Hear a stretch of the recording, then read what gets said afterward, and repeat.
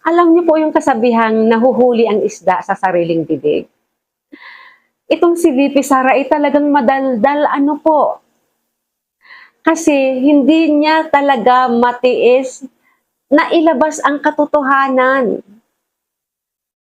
At inamin din niya sa wakas na ang mga napag-usapan at sinabi ni Trillanes, kung naalala niyo, yung mga bank accounts na dinideny ni Duterte, ng tatay niya at ni VP Sara mismo noon ngayon ay inamin na niya na totoong may mga bank accounts sila, na totoong may mga bilyones sila, na totoong nagkakamal sila ng pera, na totoong marami silang account sa iba't ibang bangko.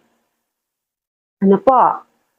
Pero bago tayo magpatuloy, syempre, sa mga hindi pa po nakasubscribe, please subscribe and like and i-share na rin po ninyo itong video ito para malaman na rin ng marami. At may gusto ako sa inyong ipanood na video ng isa nating kapwa PBBM, ano po, ay isa siya sa mga vloggers na nagsusuporta sa ating gobyerno at nagtatanggol at nagsusuporta kay PBBM.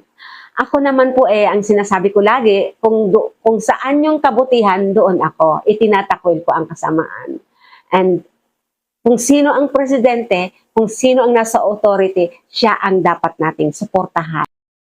So ito po, pakinggan natin ang video ng isa nating kasamahan, ang kapwa natin vlogger at ka-PBBM. Kung naalala nyo po noon, sabi ni Senador Antonio Trillanes na papipirmahin niya ang mga Duterte ng waiver para tignan, imbestigahan at ipakita ang iba't ibang bank accounts na nakapangalan sa mga Duterte. So ngayon po mga kababayan, eto na po, si Fiona sumagot na po at inamin na totoo daw na may mga bank account talaga sila na sinabi ni Senador Antonio Trillanes.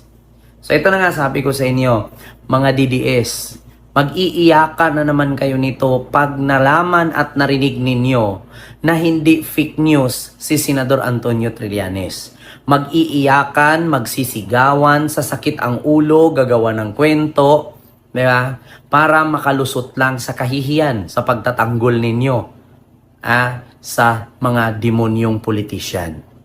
Ngayon po mga kababayan, meron akong video. Ayan, nakita niyo yung video na yan?